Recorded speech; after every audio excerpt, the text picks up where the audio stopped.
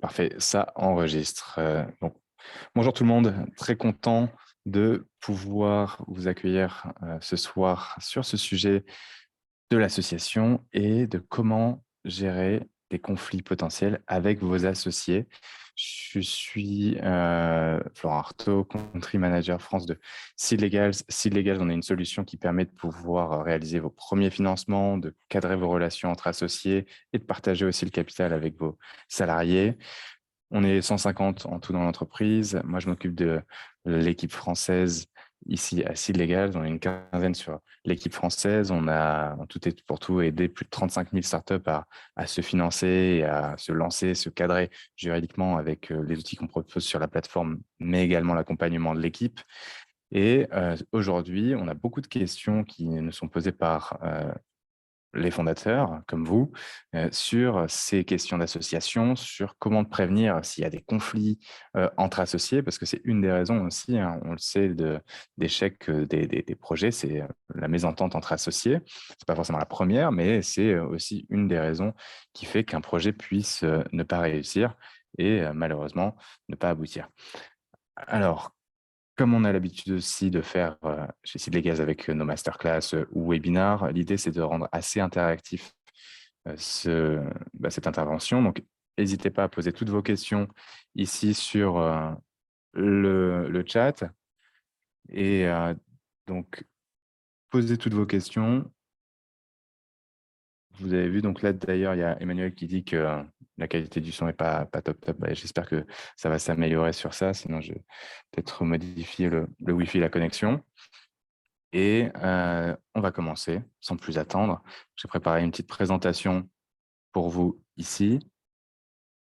Et c'est parti. Donc, n'hésitez pas à poser des questions. Donc, les clés pour réussir à entrer dans le nouvel associé. Et là, surtout, bien aborder cette question sur le rôle des fondateurs et comment s'associer. Donc déjà, sur ce rôle des fondateurs, c'est essentiel parce que vous le savez également, quand on lance un projet et qu'on est seul à le mener, donc la question là, typiquement, de comment prévenir les conflits entre associés n'a pas lieu d'être parce que quand on est tout seul, évidemment, sauf cas spécifique, mais il n'y a pas vraiment de conflit avec des associés. Mais les projets qui sont lancés par des fondateurs seuls, statistiquement, ont moins de chances de réussir. C'est statistique. Bien sûr, il y a des exceptions. Bien sûr, il y a des projets qui réussissent avec un seul fondateur qui arrive malgré tout à constituer une équipe et derrière à recruter, mais qui, au début, est seul et après arrive à avoir cette équipe qui va l'épauler pour mener à bien le projet.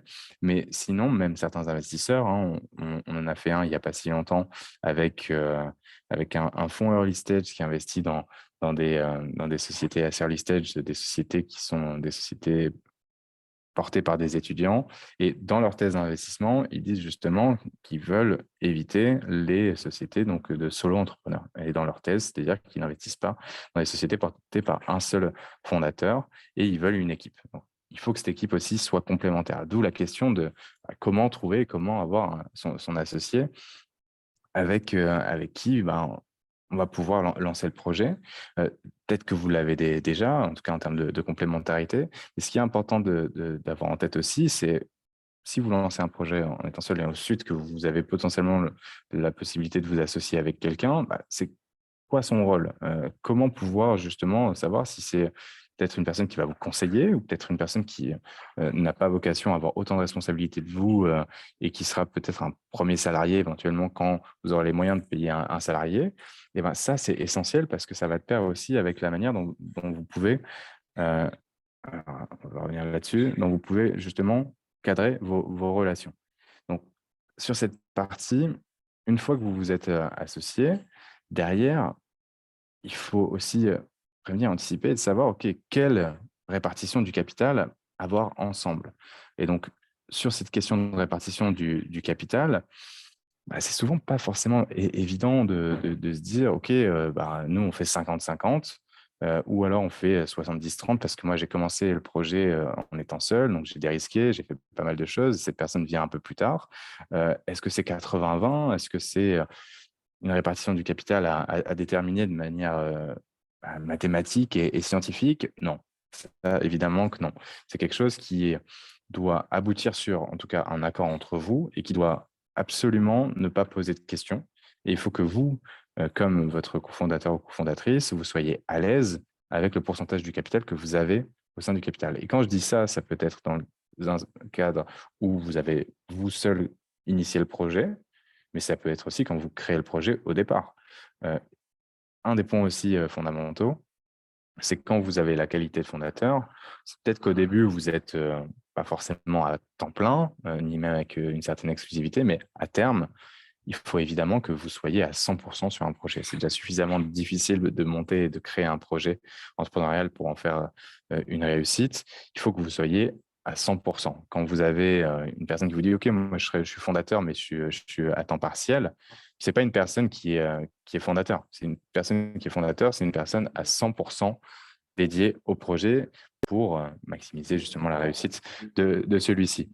Donc, là, typiquement, comment répliquer le calculateur, en tout cas cette répartition-là du capital? Il y a des outils qui existent, vous voyez, hein, ceux qui sont ici et que je vous présente. Donc, c'est de permettre de pouvoir, en gros, rationaliser cette répartition du capital sur ce que vous apportez, quels sont les rôles de chacun, en y apportant des différents points. Donc, on voit ici, il y en a un, c'est le Gallium Project, il y en a un, ici, c'était un autre simulateur, mais c'est une méthodologie, quelque part, qui est intéressante parce qu'elle vous permet de pouvoir vous dire, OK, quel et le poids que telle personne a, considérant son rôle, considérant son expertise, considérant aussi son périmètre d'intervention dans la société. Et pareil pour le cofondateur, la cofondatrice et les autres. Mais ça suffit pas.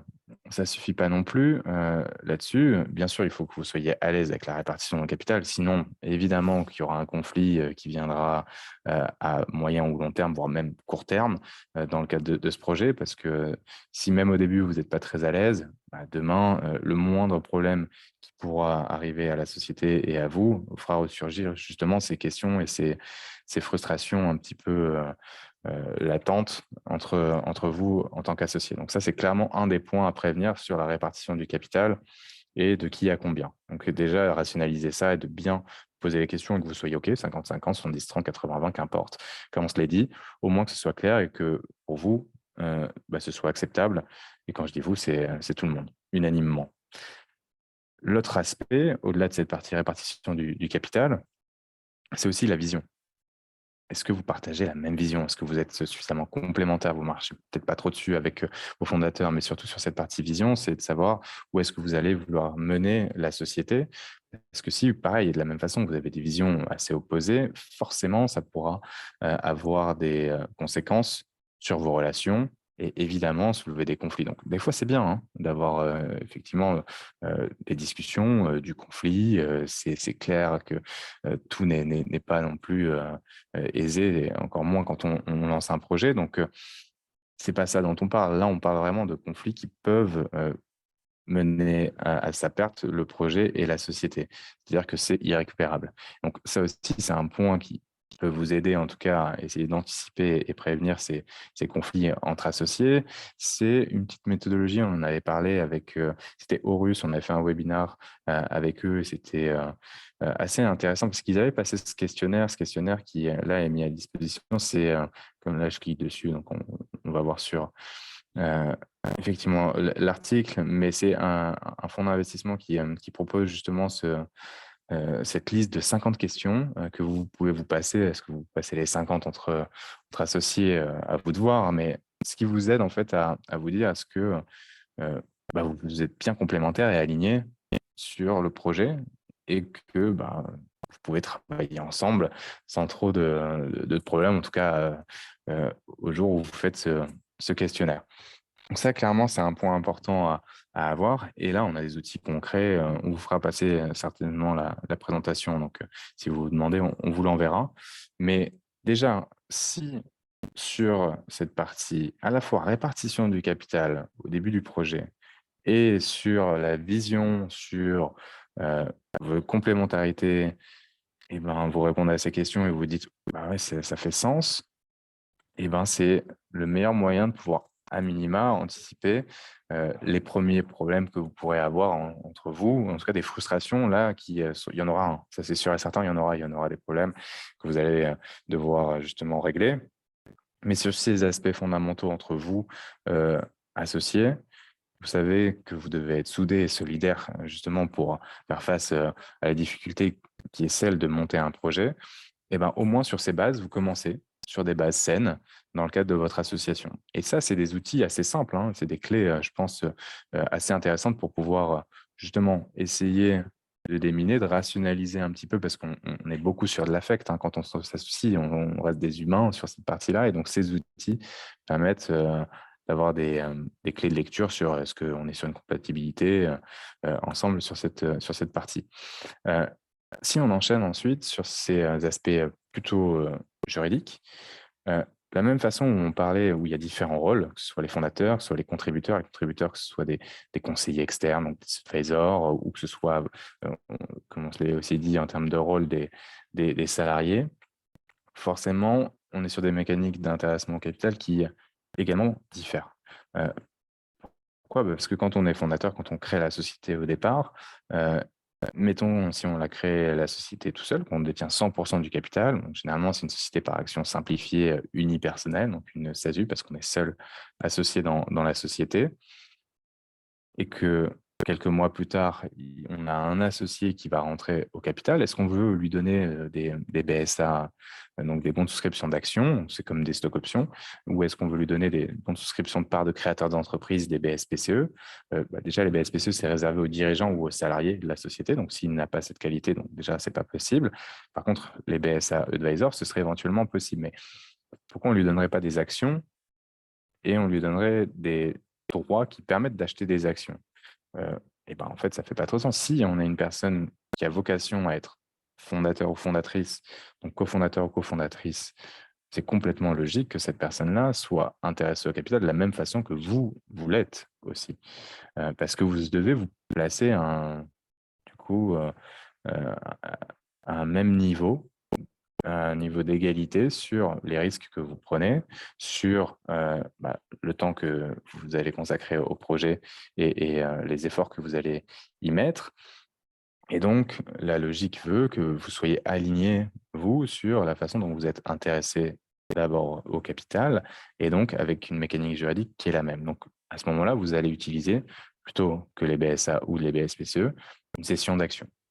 Et donc, si on reprend l'exemple où vous avez créé votre société, vous détenez 100% du capital, et ben vous allez pouvoir là, à ce moment-là, vous avez un late founder ou une late founder, comme on les appelle avec nos anglicismes, bah là, vous allez pouvoir justement lui vendre des actions, lui faire une cession d'actions. C'est ce qu'on permet de faire d'ailleurs sur Seed Legals. On vous génère, donc il y a un ordre de mouvement de titre qui est généré et il y a un formulaire CERFA pour vous permet de pouvoir remplir et générer. Et ensuite, vous le faites enregistrer auprès du service des impôts, soit de la personne qui a cédé les titres, donc le cédant, soit de celle qui les a achetés, donc le cessionnaire. Et ça coûte 25 € si justement c'est vendu à la valeur nominale, donc c'est-à-dire les frais d'enregistrement minimum sont de 25 €. D'ailleurs, sur cette partie, c'est aussi important de l'avoir en tête, c'est-à-dire, OK, à combien je vais vendre mes actions à ce moment-là? Ça dépendra aussi de la valorisation de la société, de la date de cette cession d'actions. Généralement, quand les projets sont très jeunes et que vous associez à ce moment-là, ce sont des cessions d'actions qui sont faites à la valeur qui est dite nominale, c'est-à-dire la valeur des actions à la date de la création de la société. Souvent, c'est un capital qui est de, mettons, 1 000 € pour 10 centimes ou 1 centime par action. Ce qui fait que dans votre capital, il est composé, lui, de 100 000 actions si c'est 1 centime pour 1 000 € de capital. Par contre, ça, pro type, c'est-à-dire que quand vous créez une société, si vous vous dites, OK, je vais créer une société de 1 euro avec une action de 1 euro, c'est une très, très mauvaise idée, hein, parce que derrière, voilà, justement, typiquement, vous ne pourrez pas, dans cet exemple, céder une demi-action ou la diviser en plusieurs, ces actions. On peut éventuellement diviser cette valeur nominale, donc la passer de 1 euro à 1 centime pour avoir 100 actions si c'est 1 centime pour 1 euro de capital. Mais pareil, il faut un maximum d'actions.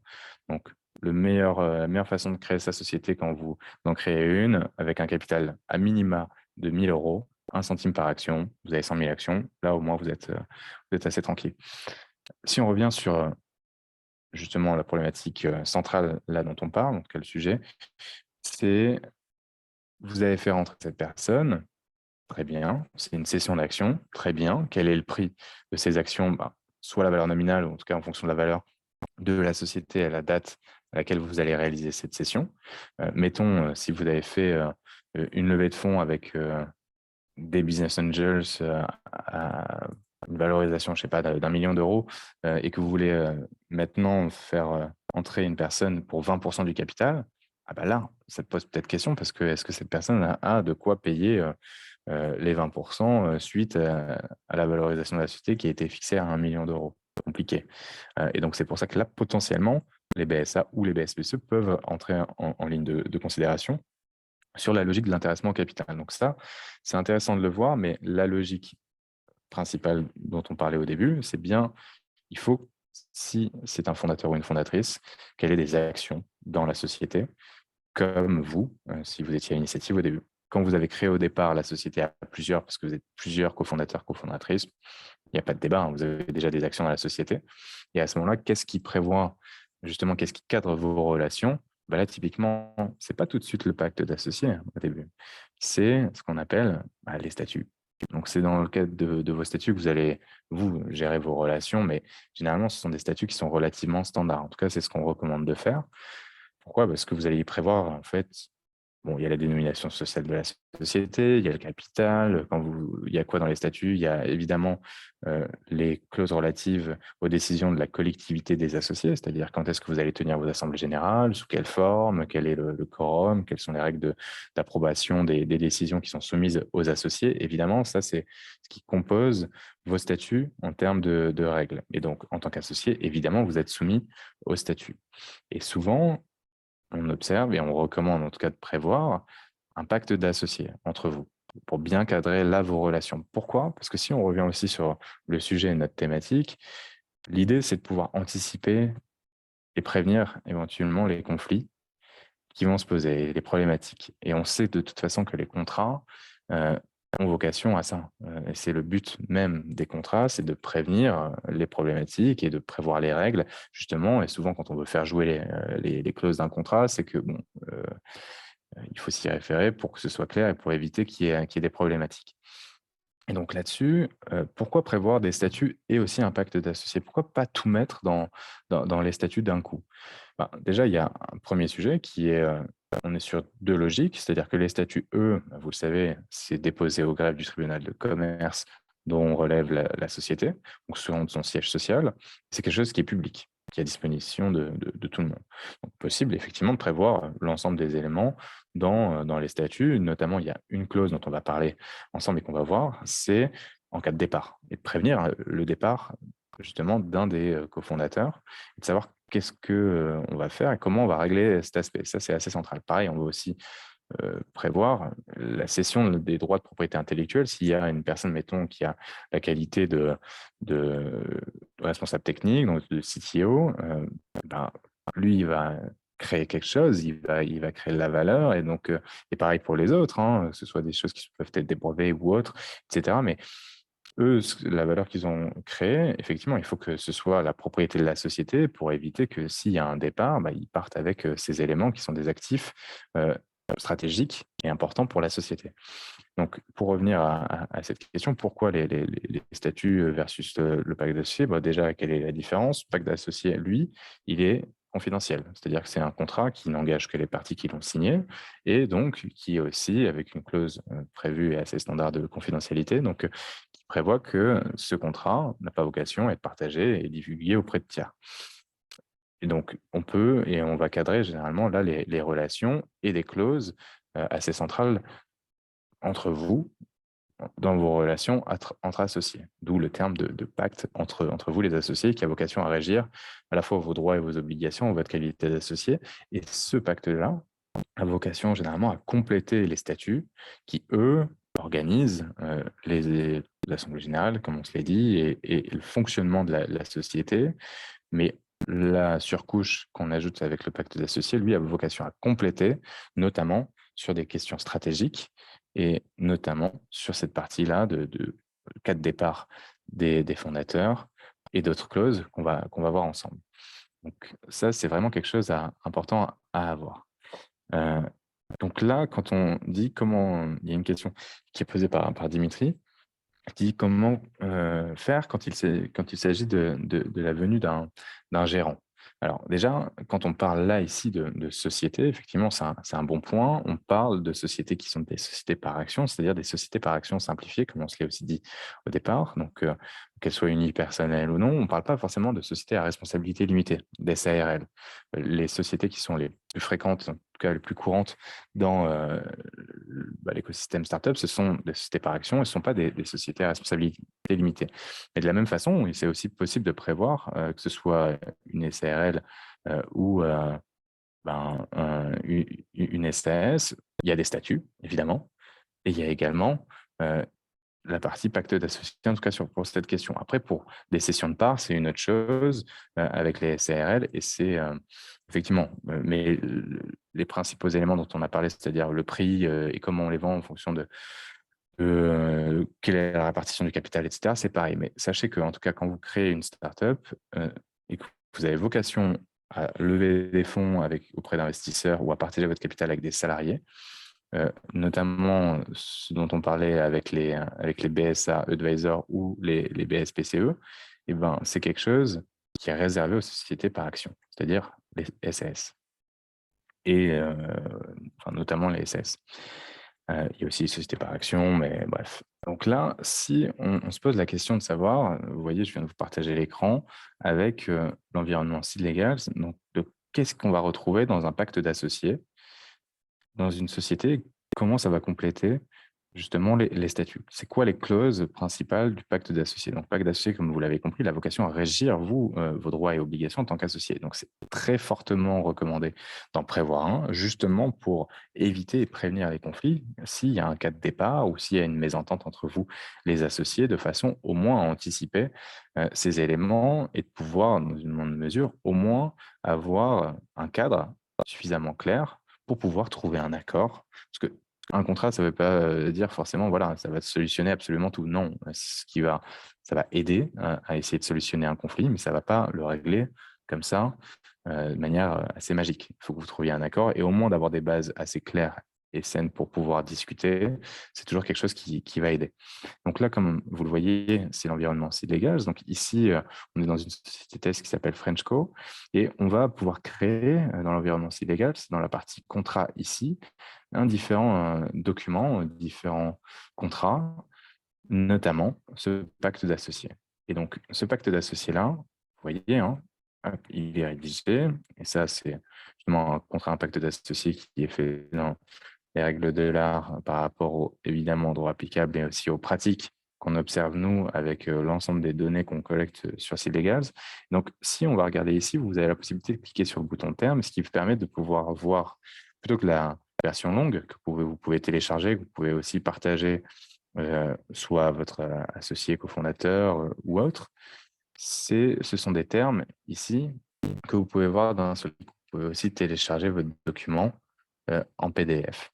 Donc, ici, première question, est-ce que vous constituez votre pacte d'associés entre fondateurs uniquement, ou est-ce que c'est à l'occasion de l'entrée d'investisseurs? Ça, c'est aussi une question à se poser, notamment des investisseurs qui auraient peut-être investi sous forme de BSR. Vous le savez peut-être, le BSR, c'est une façon de pouvoir financer votre projet, mais les investisseurs ne rentrent pas tout de suite au capital, ils rentreront plus tard. Donc, s'ils convertissent leur BSR à l'occasion, mettons, de l'arrivée d'une date qui s'appelle la date butoir et que vous n'avez pas de pacte associé, bah, vous pouvez là le prévoir et vous pouvez le faire. Mais si c'est entre vous, fondateurs, que vous voulez créer justement ce pacte d'associés et le prévoir pour justement cadrer vos relations, en attendant peut-être que d'autres investisseurs rentrent plus tard, vous pouvez l'utiliser en fonction de ces deux besoins sur la plateforme. Et on est là, bien sûr, pour vous accompagner dessus.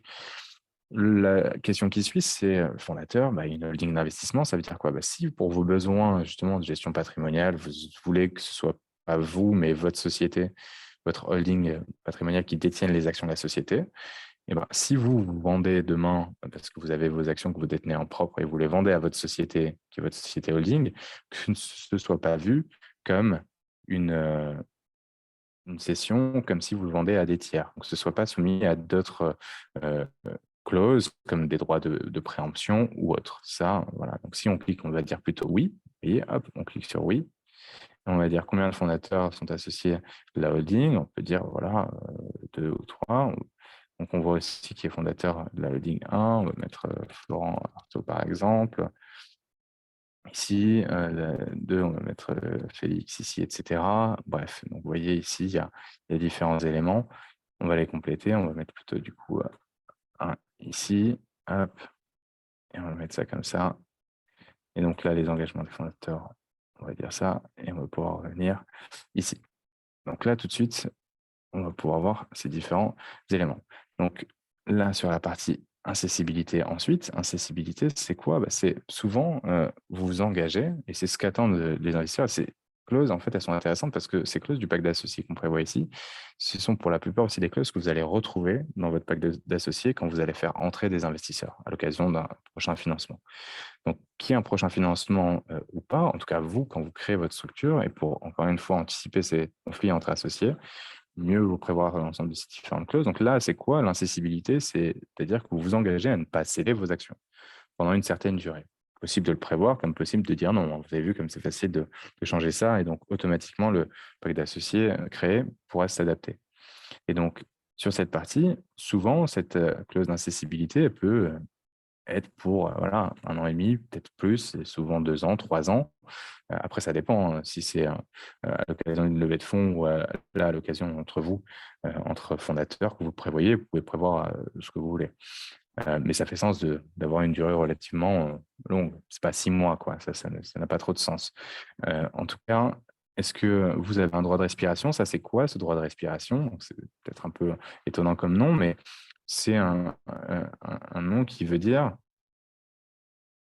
donc ici, ça veut dire quoi? Ça veut dire que par exception, vous pouvez vendre des actions, mais le principe, c'est que vous vous engagez à ne pas les vendre. Et donc ici, la clause de respiration, c'est par exception. Vous pouvez vous autoriser, vous, à vendre 10% du pourcentage du capital que vous détenez. Si je détiens 50%, je peux vendre 10% de mes 50%, donc je peux vendre mes 5% du capital que je détiens.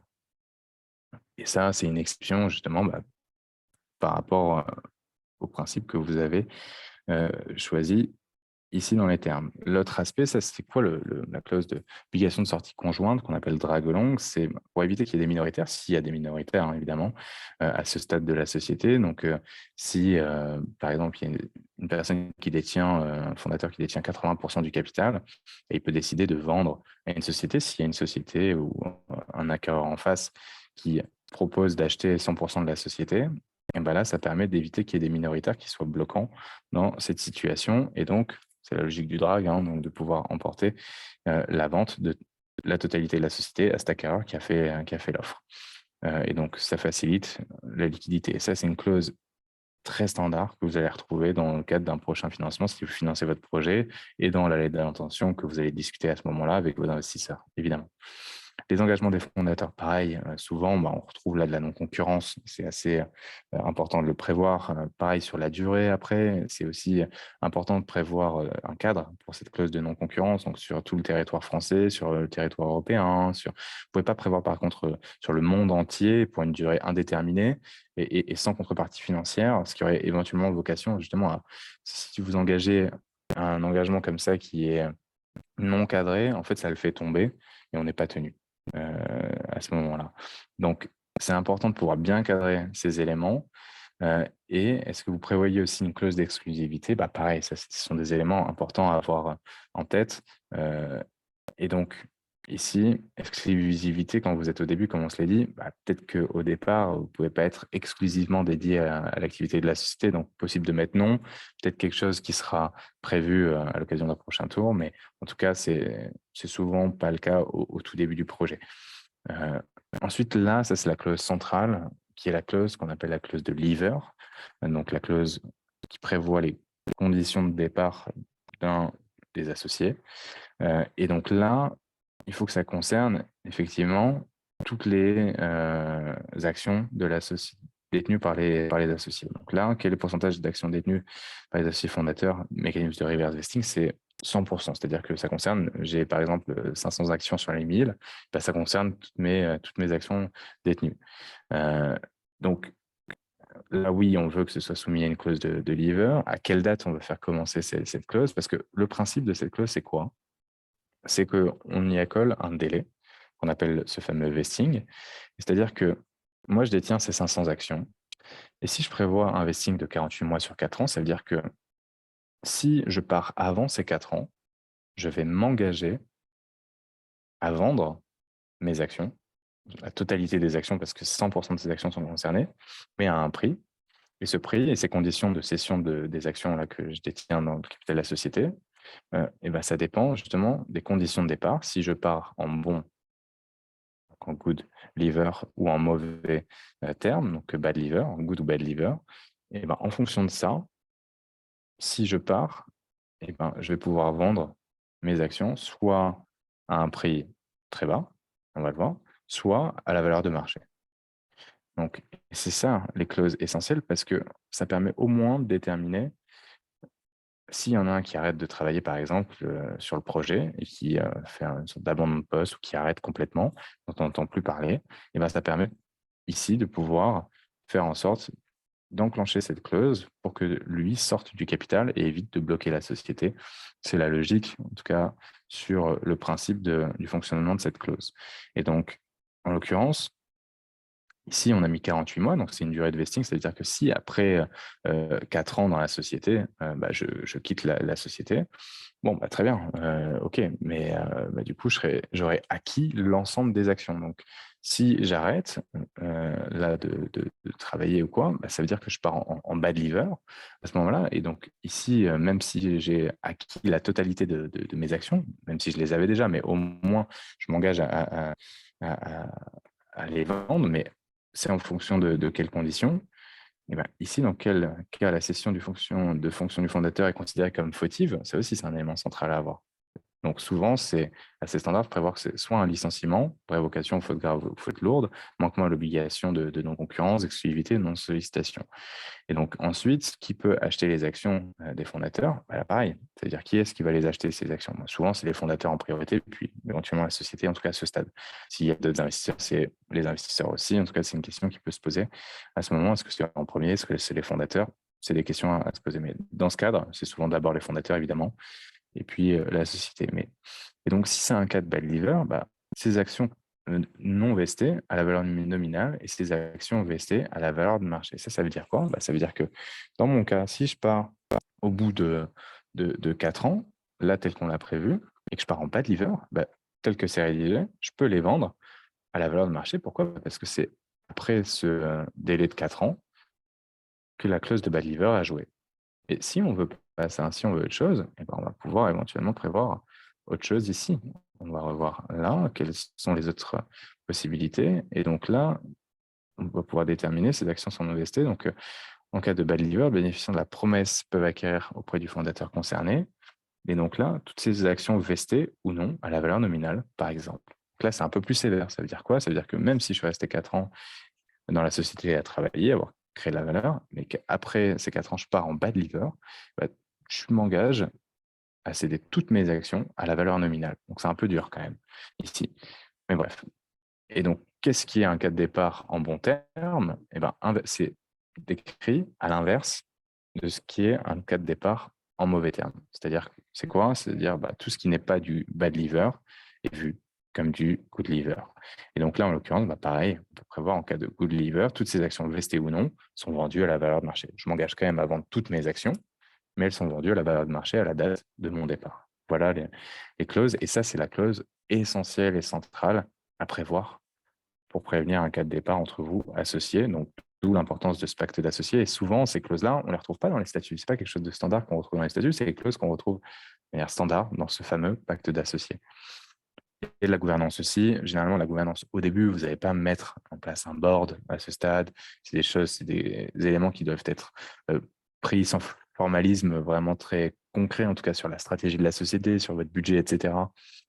En tant que fondateur, à ce stade, et ça rejoint un peu ce qu'on se disait au début de la présentation, avec l'alignement sur la vision et sur ces différents aspects ici, quoi, avec les questions qui se sont posées, si vous êtes tous bien alignés sur le projet où vous voulez le mener. Donc voilà sur ces éléments. Donc, comment bien cadrer vos relations en tant qu'associé. Donc, en ayant déjà bien sûr trouvé la bonne personne, bonne répartition du capital entre vous, bon alignement sur où vous voulez mener le projet d'un point de vue stratégique. Et ensuite, concrètement, est-ce qu'il y a des documents à faire? Oui.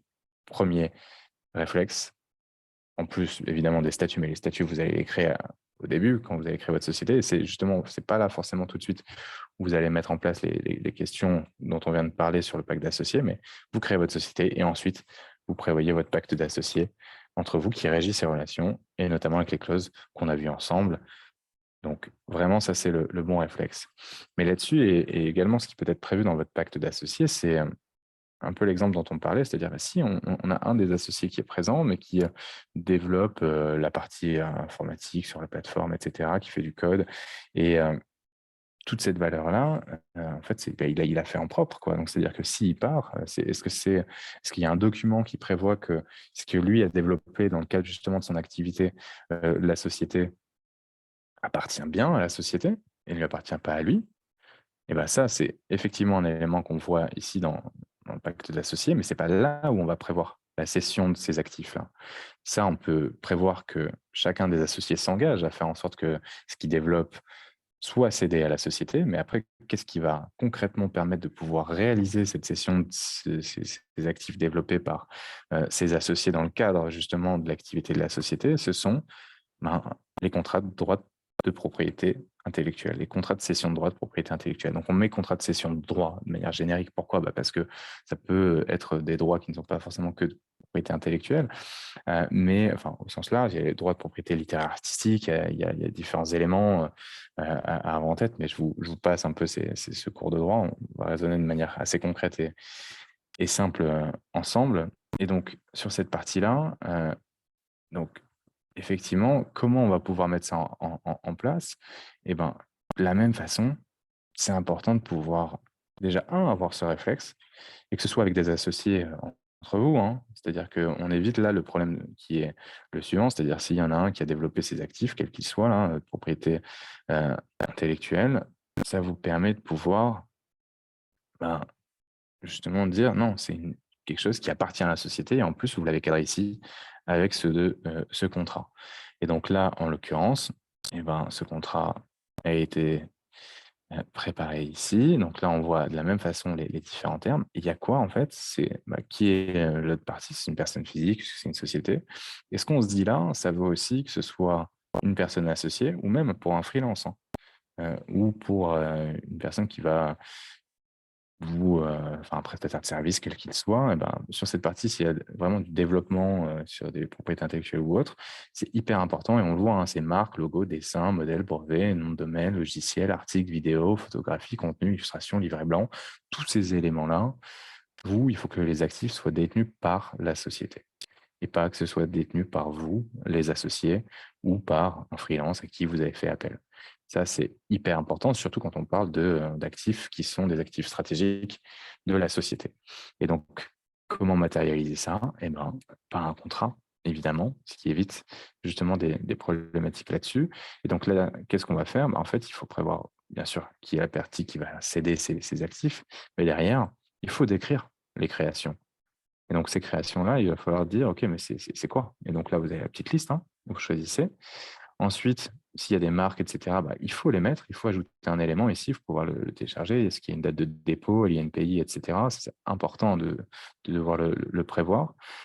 Dessin et modèle de la même façon, donc c'est déposé ailleurs, etc. Donc là-dessus, c'est des éléments qui sont importants. Les brevets, évidemment, ça c'est quelque chose qui est central. Si par exemple, c'est vous en tant que personne physique, donc vous, fondateur, associé, qui avez déposé le brevet en votre nom propre, et que ce n'est pas au nom de la société, pareil, c'est quelque chose que vous devez céder directement à la société pour éviter des problématiques. Si un jour, il y a un des associés qui part et qui vous dit « mais non, je l'avais déposé moi à mon nom », ah oui, c'est vrai. Du coup, c'est pas à la société, mais comment on fait? Et si il y a un conflit que vous n'entendez pas justement sur les cas de ce départ, lui, cette personne qui part et qui avait le brevet déposé en son nom, il pourra clairement jouer sur cette partie pour négocier les conditions de son départ. Et donc là, c'est un bras de fer que vous pouvez typiquement éviter avec un contrat, comme là, on est en train de parler de ce contrat de cession à ce moment-là. Mais encore faut-il avoir le réflexe, d'où l'idée de ce petit webinaire, de cette masterclass ensemble. Enfin, pour terminer sur cette partie-là, c'est le nom de domaine, bien sûr, hein, je ne vais pas vous passer tous les autres. Est-ce qu'il y a une rémunération? Est-ce que ça peut être vu justement en fonction d'une rémunération, est-ce que c'est gratuit, etc. Les éléments, vous pouvez les cadrer ici, évidemment.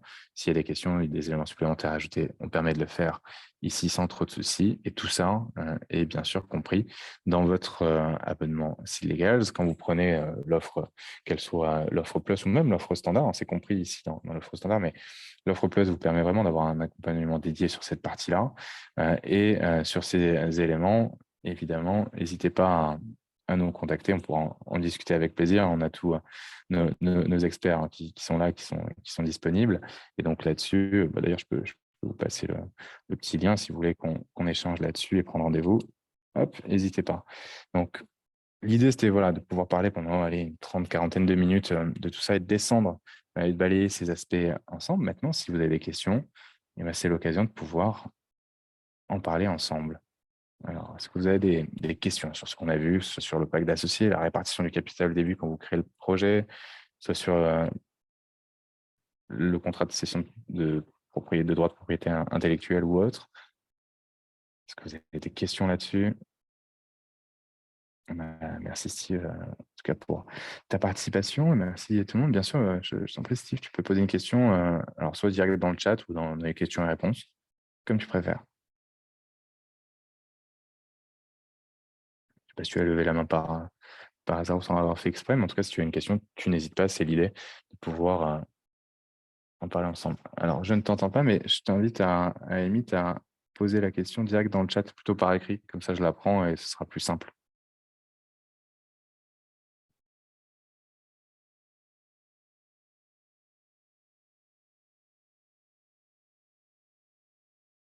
Comme ça, on va pouvoir en parler ensemble.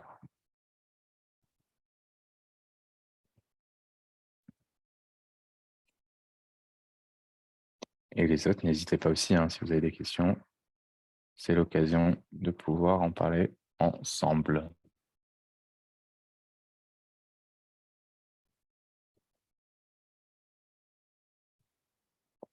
Alors ouais, je suis désolé s'il y avait des petites problématiques de son, et évidemment, il y aura un replay pour regarder ces éléments, en espérant que dans le replay, le son soit de meilleure qualité. Et on a aussi des articles sur ces différents aspects, mais aucun souci, ce sera sur notre blog. Notre chaîne YouTube, d'ailleurs, on a un certain nombre d'éléments et vous le retrouvez, cette masterclass sur notre chaîne YouTube, c'est Legals France. Alors, une question, est-ce que ce contenu est adapté sur le continent africain? Alors là, effectivement, ce dont on vient de parler, c'est pour les sociétés de droit français, les sociétés qui sont créées effectivement en France. Après, il y a le droit Joada qui est assez similaire sur certains aspects au droit français. Donc oui, je pense que le raisonnement peut jouer, en tout cas sur certains principes de base. En tout cas, ce qui est sûr, c'est que sur la partie 1 dont on a parlé, la répartition du capital, entre vous, les associés, que ce soit combien à chacun et est-ce que vous êtes aligné sur la vision et le projet. Donc ça, c'est universel, hein. Ça, c'est standard pour tout projet. Donc, que vous soyez à l'aise avec la répartition du capital entre les associés et que vous soyez aligné sur la vision. Ça vaut pour tout le monde, partout dans le monde. Sans aucun souci. Sur les aspects plutôt juridiques, pacte d'associés, statut et cession de droits de propriété intellectuelle, pareil, dans la logique, pour prévenir les conflits, on reste sur des sujets similaires et c'est peut-être uniquement dans sa mise en pratique, sur les contrats applicables, où il peut y avoir un sujet, mais je pense que ça reprend la plupart des éléments dont on a parlé. Ensuite, comment répartir la création d'une entreprise entre une personne morale et des personnes physiques? Alors, c'est très simple, hein. Si on veut créer une société avec d'autres sociétés qui sont au capital et des personnes qui sont des personnes physiques, aucun souci.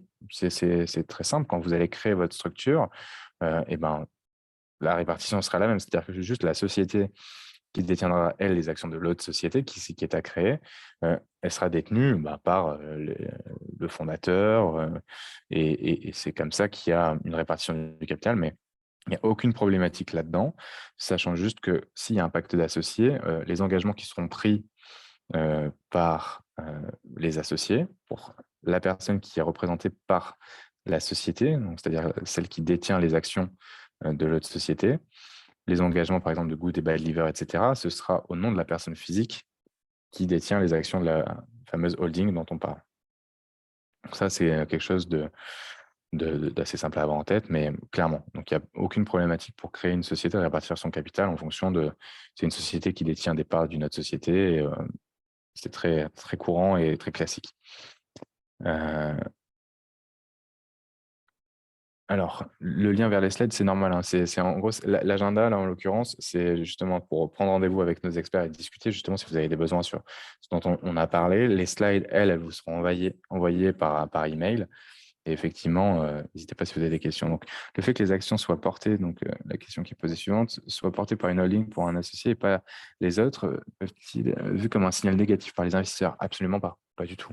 Non, non, non, il n'y a aucun souci là-dessus. En fait, c'est vraiment purement une question de gestion patrimoniale. Souvent, quand on crée une société qui détient elle-même les actions de la société, et à aucun moment c'est mal vu par des investisseurs.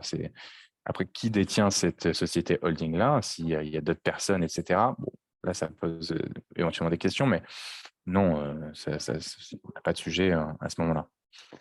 Comment et pourquoi choisir BSA versus BSR pour faire investir des particuliers? Alors, BSA, le bon de souscription d'actions, c'est quelque chose qui est également, c'est pareil pour un BSR. La différence avec le BSR, c'est que c'est avec un accord d'investissement rapide. Donc, le BSA, nous, qu'on qualifie de BSA Advisor, c'est pour intéresser une personne à capital qui généralement conseille la société et qui a vocation à justement conseiller et en contrepartie du conseil qu'il apporte, de pouvoir justement avoir une contrepartie en intéressement au capital.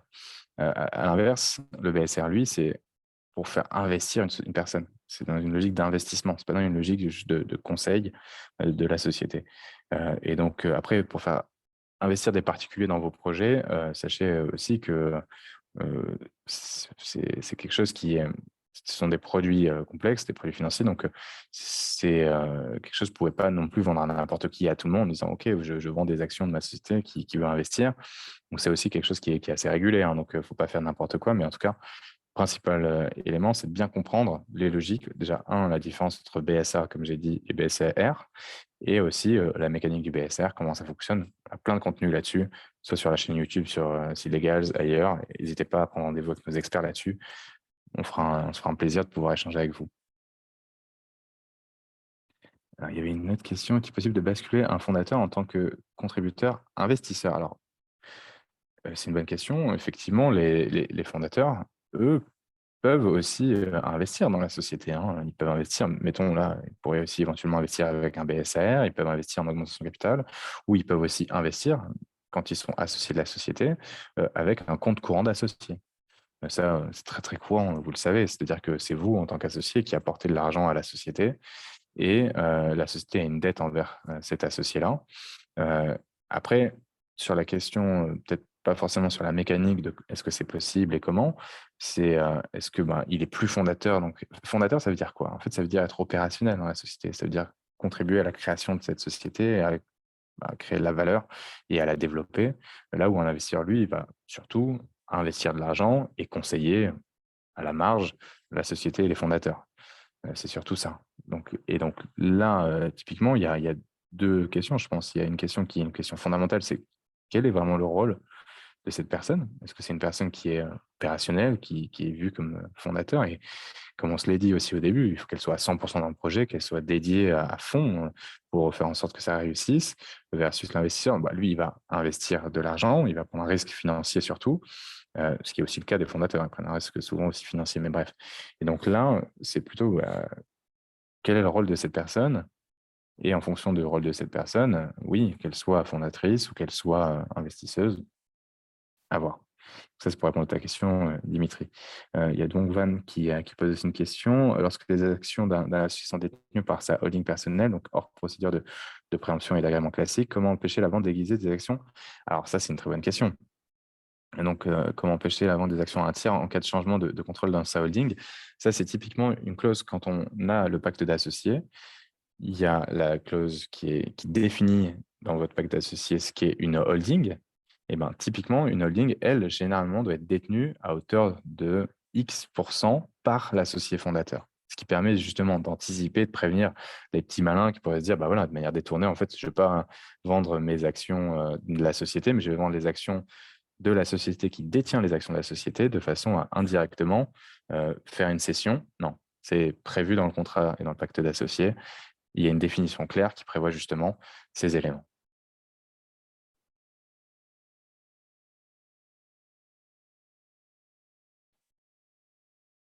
Alors, est-ce que ça a répondu à vos questions? Alors, sur le dernier point, ce que je disais, donc pour répondre à la question de Dong,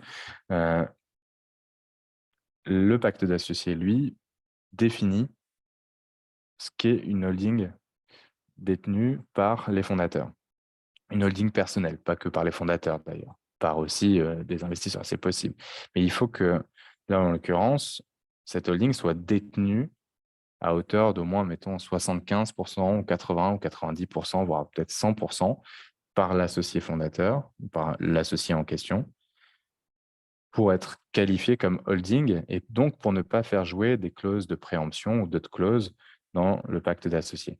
Ça, c'est hyper standard et ce qui évite justement d'avoir le cas dont parle Fan sur détourner les conditions prévues dans le pacte d'associés, notamment les clauses de préemption, pour indirectement céder les actions, non pas de la société, mais celles de la société holding, de façon à faire entrer d'autres associés qui ne seraient pas souhaités, par exemple. Voilà l'idée. Donc ça, évidemment, c'est une clause qui est dans le.